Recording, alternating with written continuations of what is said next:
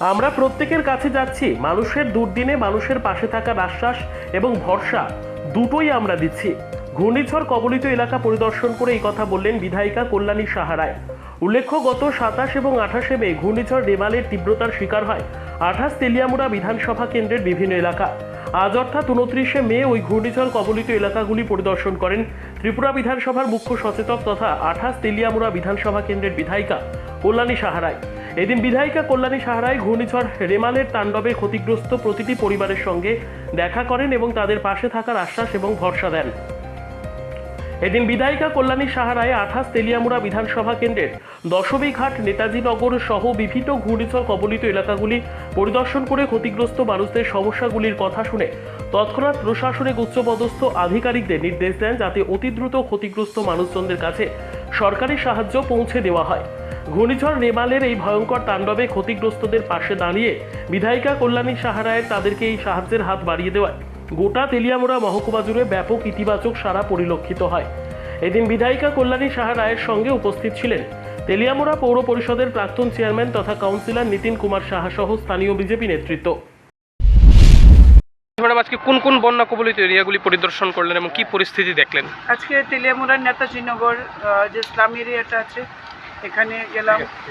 এখানেও বন্যা বিধ্বস্ত, মানুষের ঘর বাড়ি ভেঙেছে, কারো টয়লেট ভেঙেছে, প্রায় 21 জন মানুষ ক্ষতিগ্রস্ত হয়েছে।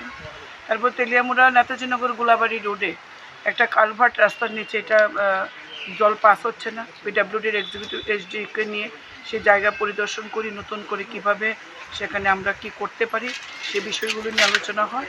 এরপরে আমরা হাসপাতালে যাই, হাসপাতালে বাউন্ডারি ওয়াল ভেঙে গেছে, এটাও পরিদর্শন করে একটাই নতুন করে এস্টিমেট করে যাতে আমরা হাসপাতালকে সুরক্ষিত রাখতে পারি আর বাউন্ডারি ওয়ালটা যথাসম্ভব তাড়াতাড়ি তৈরি করে।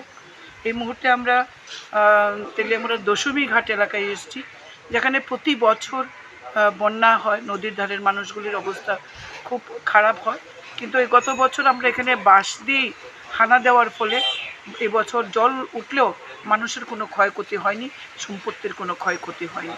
তো বন্যা বিধ্বস্ত এলাকাগুলি আমরা পরিদর্শন করছি। এখন আমি মিউনিসিপ্যাল এরিয়া ঘুরেছি, বিকালে আমি এবং আগামীকালকে আমি পঞ্চায়েত এরিয়াগুলো এভাবে দেখব এবং বন্যা দুর্গত মানুষের পাশে থাকার বার্তা নিয়েই আমি সকলের পাশে যাচ্ছি। আমার সঙ্গে রয়েছেন কাউন্সিলর শ্রী নিতিন কুমার সাহা, আমাদের প্রাক্তন চেয়ারপারসন, মালাশ্রী সাহা পাল রয়েছেন, তাদেরকে নিয়ে ওদিকে আমাদের রিঙ্কু ভৌমিক মহোদয়া ছিলেন, আমাদের বুথ সভাপতিগণ আছেন। আমরা প্রত্যেকের কাছে যাচ্ছি, মানুষের দুর্দিনে মানুষের পাশে থাকার আশ্বাস এবং ভরসা দুটোই আমরা দিচ্ছি।